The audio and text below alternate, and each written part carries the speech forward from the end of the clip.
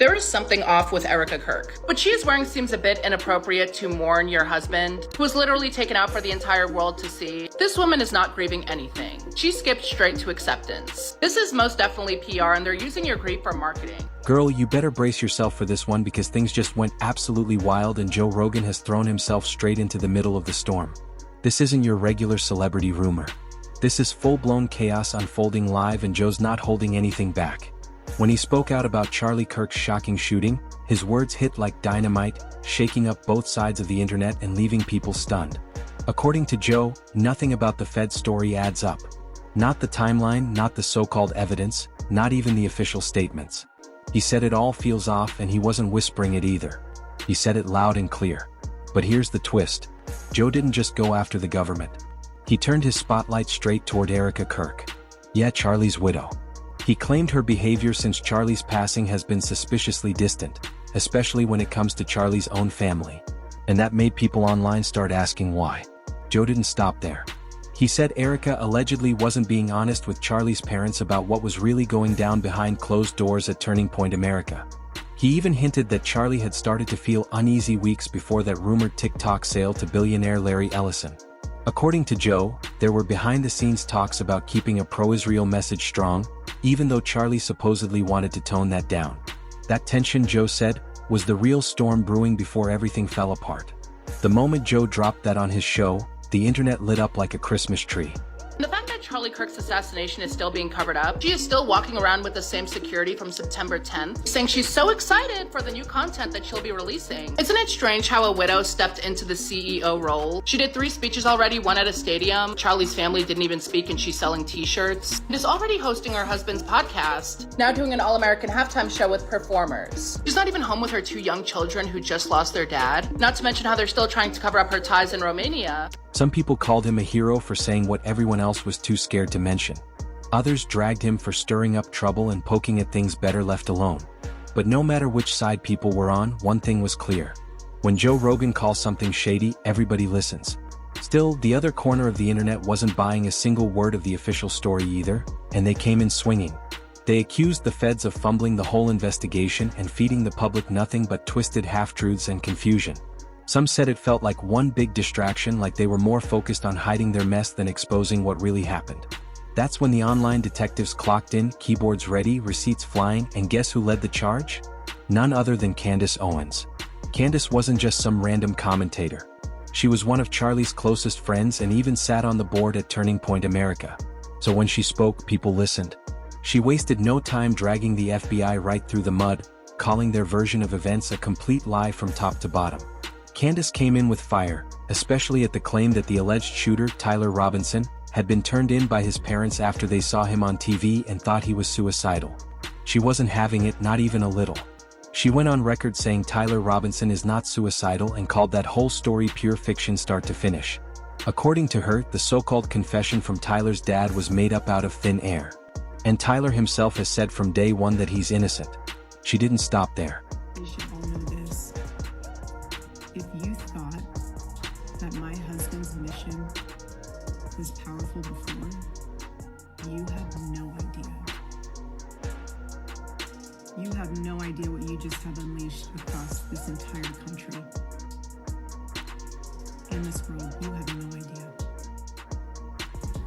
You have no idea the fire that you have ignited within this wife. Candace pointed out that there are no real photos, no videos, nothing solid tying Tyler to the crime. Just one blurry image that his family swears isn't even him. She doubled down again, saying Tyler has never been on the UVU campus and has never once shown any signs of wanting to harm himself. I want to make that clear, she said firmly. The federal government is lying. That one line, it set the internet on fire. Suddenly, everyone was shouting the same question. If Candace is right, then what else have we been lied to about? And here's where it gets even messier. The only thing linking Tyler Robinson to this whole case is that the gun used was registered to him. That's it. Nothing else. Candace's claims flipped everything upside down, and after she spoke, people started skying every statement the feds released. If the suspect is really in custody, why hasn't anyone seen proof? No clear footage, no witness statements, no confirmed timeline, nothing. It's starting to look like a setup, and the internet isn't letting that slide one bit. But the feds aren't the only ones taking heat. Erika Kirk has been catching major side eye since the day this tragedy happened. The whispers about her have only grown louder, with some people saying she might have been what they call a honeypot. Someone strategically placed in Charlie's life for reasons that are still a mystery. Sounds crazy, right? But the deeper people dig, the stranger the story gets. It really started snowballing after that speech Erika gave just a few days after Charlie's passing. On the surface, it looked like a heartfelt tribute. After they greet each other with this professional kind of kiss, she completely melts into him. It's not just with the arms that go around him, her head also just melts into his shoulder. And if you notice, his behavior shifts as well, because at first when she hugs him, he kind of taps her on the arm like this, but then as he notices she's not letting go, he grips on tight to her as well. So we've gone from professional to friendly and comforting. And as he's holding on to her, we see this expression that we often see with tight embraces, which is this kind of showing the teeth with this kind of thing. A widow honoring her late husband. But viewers couldn't shake this weird feeling. Instead of sounding emotional or broken, it came off practiced, too polished. Some said it felt more like a performance than a eulogy. Comments poured in non-stop. Something about her tone just feels strange. It's like she's rehearsing lines, not grieving. Clips of that speech spread all over social media, slowed down, zoomed in, reanalyzed from every angle. People started noticing how Erika barely mentioned Charlie's parents or family during her talk. It was all about the organization, the message, the movement. And that made some folks wonder, was she honoring Charlie or taking control of his legacy? Now, the theories are getting wild. Some think Erika was chosen to keep Turning Point America aligned with certain political donors. Others think Charlie was starting to pull away from that agenda, and someone didn't like it. It sounds like a thriller, but the pieces keep stacking up. Even Joe hinted that Charlie had confided to a few people that he felt watched and boxed in. Today, as we honor Charlie with this incredible Presidential Medal of Freedom on his birthday, I see here with tears and just humbled heart and spirit, because his story reminds us all that to live free is the greatest gift, but to die free is the greatest victory. Like every move he made was being tracked. He said Charlie was worried about contracts and commitments he never agreed to but couldn't walk away from. That right there had fans saying this story isn't just tragic, it's terrifying. By the end of Joe's segment, the internet was a battlefield. On one side, people demanding answers, convinced this whole thing was a cover-up. On the other, those saying everyone's losing their minds, chasing conspiracies. But no matter which camp people fall into, the same question keeps echoing. What really happened to Charlie Kirk? And how deep does this story go? And just when you thought this story couldn't get any crazier, boom, new rumors dropped claiming that a handful of Turning Point America's biggest donors and high-profile sponsors allegedly pressured the board to crown Erika Kirk as the new CEO almost immediately after Charlie's death. Like, hold up. How does something that major happen that fast? The man wasn't even laid to rest yet, and suddenly his widow's running the show. People were floored. Then came the memorial, and that's where everything started to spiral. Clips from the event went viral overnight, showing Erika walking up to the stage like she was at some glamorous awards show, not a memorial. Cameras flashing, lights gleaming, her walk confident ear, and that little half smirk. Oh, it had the internet losing its mind. The vibe didn't scream grief, it screamed performance. The moment those clips hit the timeline, it was chaos. Comments flooded in by the thousands. Why does she look like she's enjoying the attention? This feels like a PR stunt, not a tribute. Some even said it looked like a political rally instead of a goodbye ceremony. I have spent 7.5 years trying to find the perfect birthday gift for Charlie. And it's so difficult. And those of you that have spouses or loved ones. And it didn't stop there. By sunrise, hashtags like #ErikaShow and #TurningPointDrama were trending like wildfire. Journalists, gossip channels, and anonymous insiders all started whispering the same thing, that the entire memorial had been produced.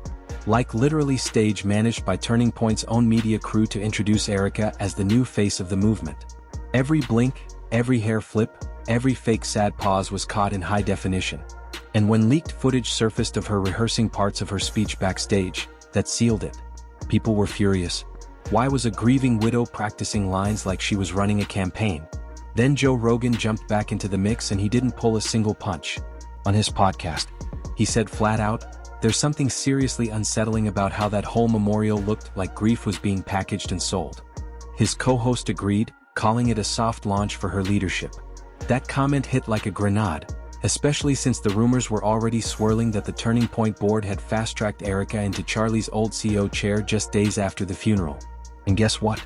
Insiders began leaking alleged texts and emails that backed it all up.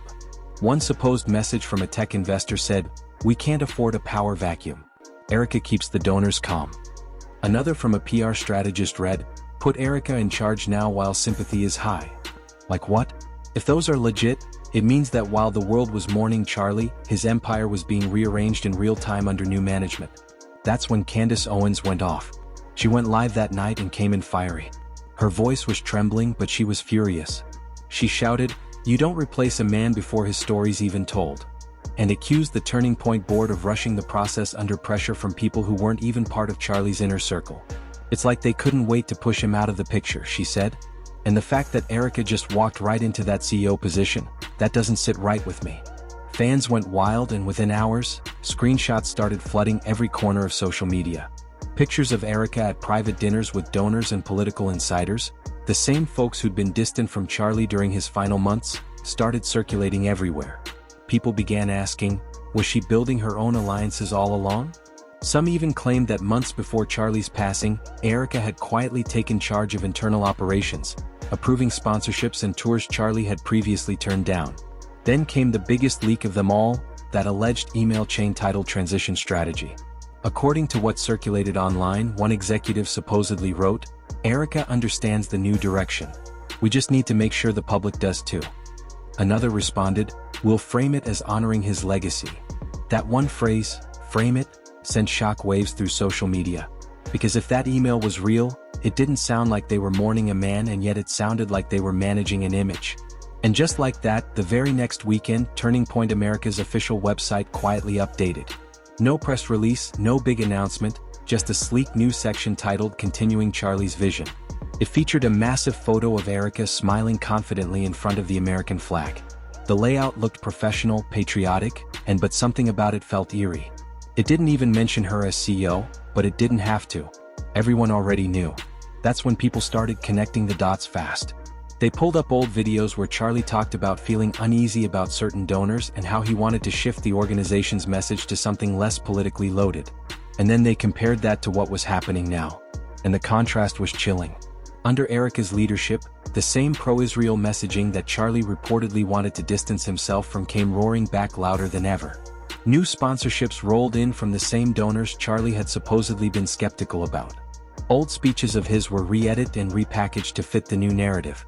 The Turning Point America YouTube channel suddenly featured Erika front and center, waving flags, giving motivational speeches, and pushing the exact same political stance Charlie had tried to pull away from.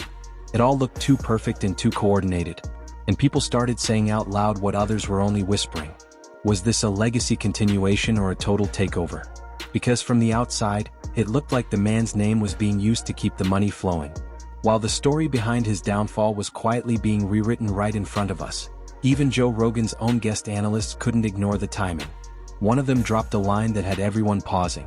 It's like they used his tragedy to reset the narrative.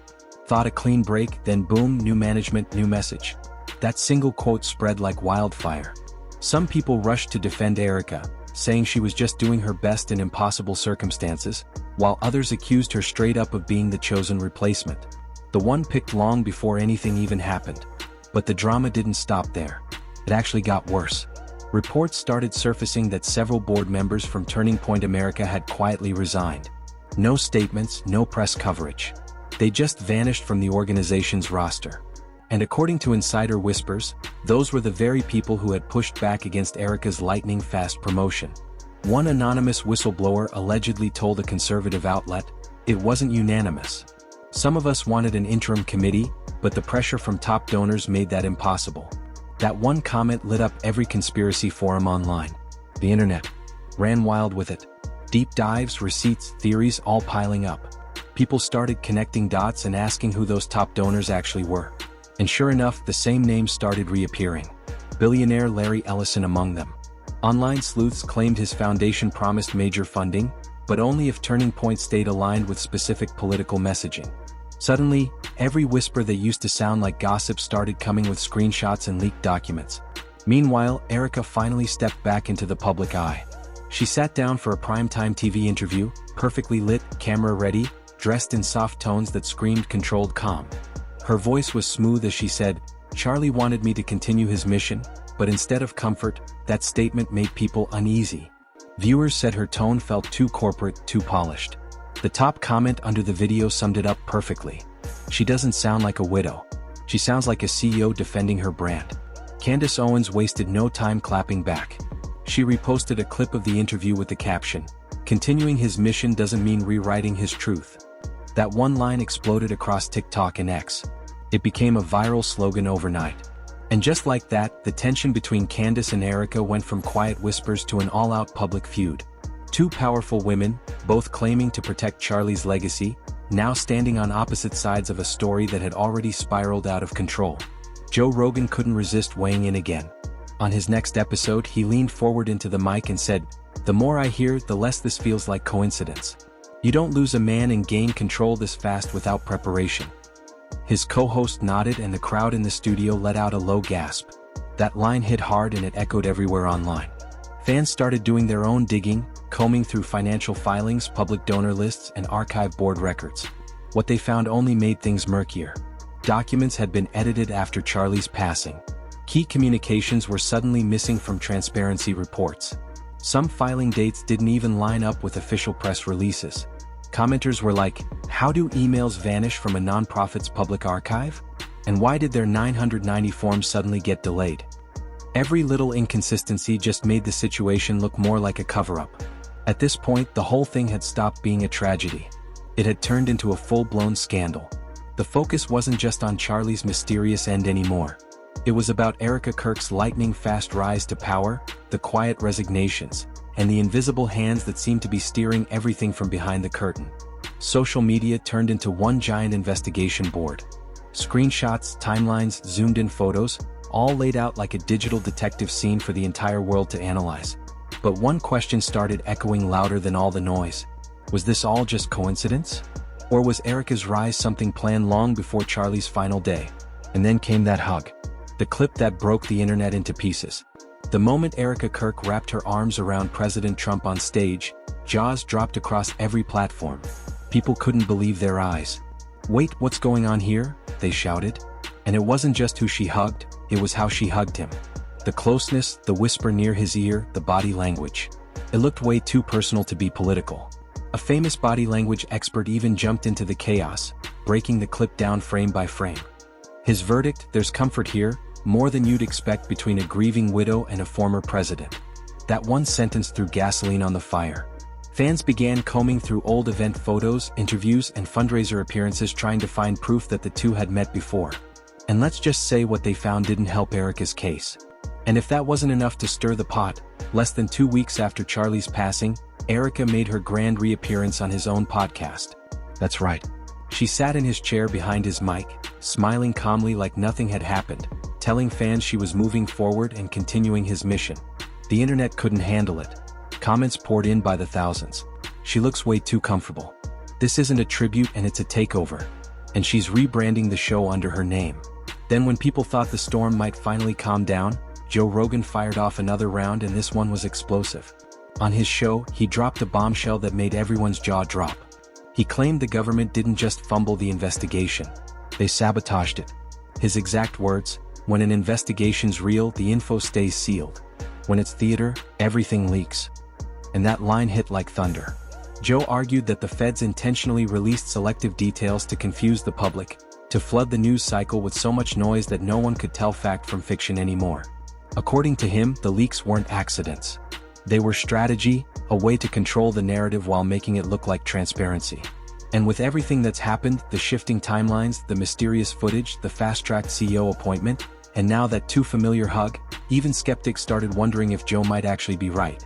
Because when every single coincidence looks this suspicious, maybe it's not coincidence at all. Joe's rant hit the web like lightning. Within hours, clips of his speech were everywhere. TikTok, X, YouTube, even major news pages were quoting him. Some fans called him fearless for saying what needed to be said, while others warned that he was poking at something dangerous. But no matter what anyone thought, the takeaway was clear. The way the government handled Charlie Kirk's case never made sense from the start. And now with more questions than ever, the truth feels closer, but also more dangerous than anyone expected. Joe Rogan didn't hold back when he said, "When real justice happens, the feds stay quiet until they've got proof." But this case straight up chaos. He called out the leaks, the rushed press conferences, and the messy timelines, saying it all points to something much bigger behind the scenes. His co-host even added, "It's like they're burying the truth under too much info." And that line sent chills across social media. Then Joe dropped the bomb, claiming the FBI already knows who the real shooter is and even hinting that foreign forces might be involved.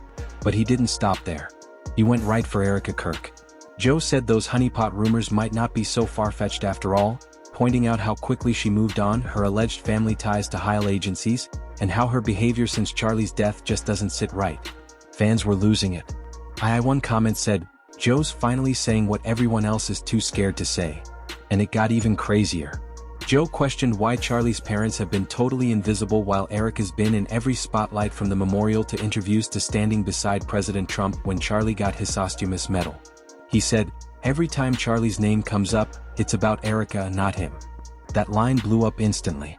Then Joe hinted the timing of Charlie's shooting may have lined up with massive financial deals, including the rumored TikTok sale to billionaire Larry Ellison. He said the timing was way too convenient. Fans flooded the comments with theories. It's always about money and control, and Charlie was a threat to the machine. So now the internet's split. Some say Joe's going too far. Others swear he's the only one brave enough to dig this deep. Either way, this story just keeps getting darker and wilder. What do you think? Is Joe exposing the truth? Or digging into something too dangerous to uncover? Drop your thoughts below, smash that like button, hit subscribe, and share this video with someone who's been following this wild saga from day one. Trust me, you don't want to miss what's coming next.